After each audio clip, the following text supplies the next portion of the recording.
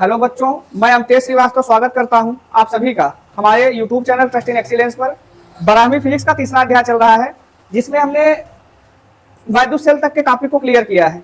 इसके बाद हमने पढ़ा था कि टर्मिनल विभवांतर, आंतरिक प्रतिरोध और विद्युत वाहक बल में संबंध क्या होता है।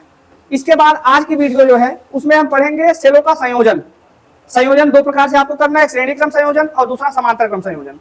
ठीक, तो सबसे पहले श्रेणी क्रम में आएंगे। हेडिंग आपका क्या बनने वाला है? सेलों का संयोजन। इसमें नंबर 1 कौन सा संयोजन? श्रेणी क्रम संयोजन। आपने प्रतिरोधों का संयोजन पढ़ा होगा। प्रतिरोधों के संयोजन में दो प्रकार के संयोजन आपने पढ़े थे, श्रेणी क्रम और। तो श्रेणी क्रम में क्या समान थी? धारा समान थी। और समांतर क्रम में क्या समान था? विभव समान था। अर्थात अगर हमें धारा समान चाहिए ना, तो हमें सेलों को किस रूप में जोड़ना है? श्रेणी क्रम में जोड़ना है। यदि हमें विभव समान चाहिए तो हमें सेलों को समांतर क्रम में जोड़ना है। बात समझ में आई ना? यही दो संयोजन है, तात्पर्य यही। अब देखिए, इसका गणितीय रूप आपको बताना है। तो माना अब कई सारे सेल आप उठाना शुरू करिए। एक सेल का एक विद्युत वाहक बल और एक आंतरिक प्रतिरोध मैं आपको स्पष्ट रूप से दिखा रहा हूं। सेल 1, सेल 2, ऐसे ही कई सारे सेल हैं। इस लास्ट वाले को सेल n रखते हैं। सेल कितना? n। इसका विद्युत वाहक बल E1, दूसरे का E2 और तीसरे का E3। आंतरिक प्रतिरोध R1, R2 और R3।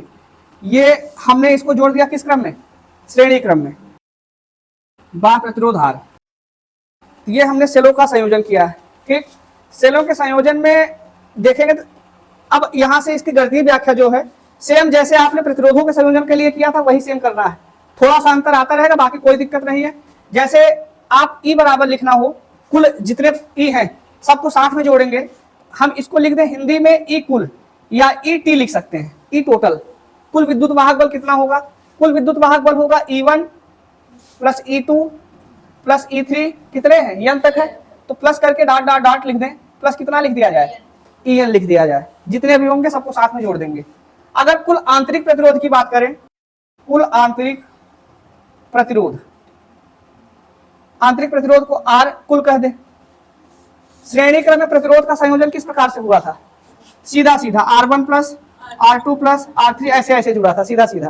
तो R कुल बराबर क्या हो जाएगा? R1 plus R2 plus R3 plus dot dot dot कहां तक? Rn तक। समझ में आई बात? और कुल बाह्य प्रतिरोध केवल कैपिटल R है। कुल बाह्य प्रतिरोध बराबर कितना? Capital R। तो ये आंतरिक है, ये बाह्य है। अगर कहें कुल प्रतिरोध कितना होगा? दोनों का जोड़, अर्थात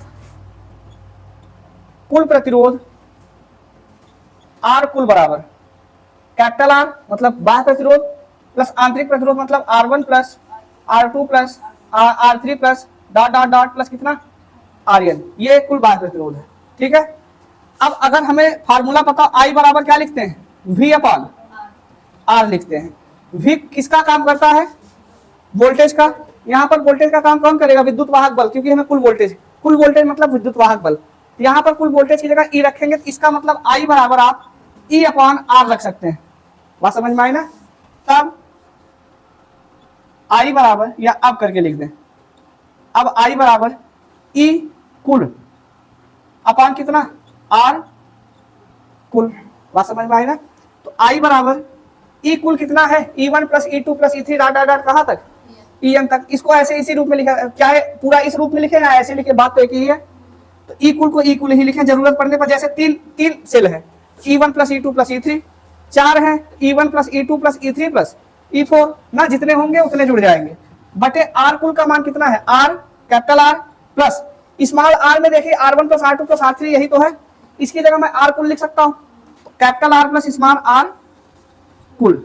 ये रहा I का सूत्र। ये आपको कुल धारा प्राप्त हुई। बात समझ में आई?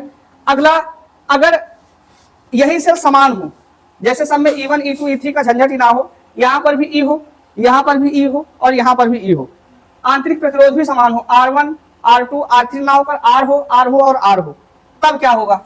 तो हेडिंग ऐसे पूछा जाता है, 3 समान सेल अगर हैं।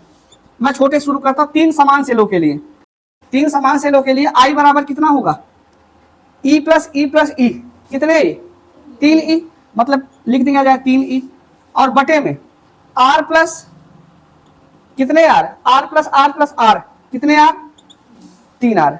4 के लिए यहाँ पर 4, यहाँ पर 4 आएगा, 5 के लिए यहाँ पर 5, यहाँ पर कितना आएगा, और इसी प्रकार से यन के लिए यहाँ पर कितना आएगा, यन ई अपान में आर प्लस यन आर। समझ में आई व्याख्या? तो यहाँ पर लिख देंगे, और यन समान सेलों के लिए, यन समान सेलों के लिए आई बराबर कितना हो जाएगा, यन ई अपान में आर प्लस यन आर। बात समझ में आई?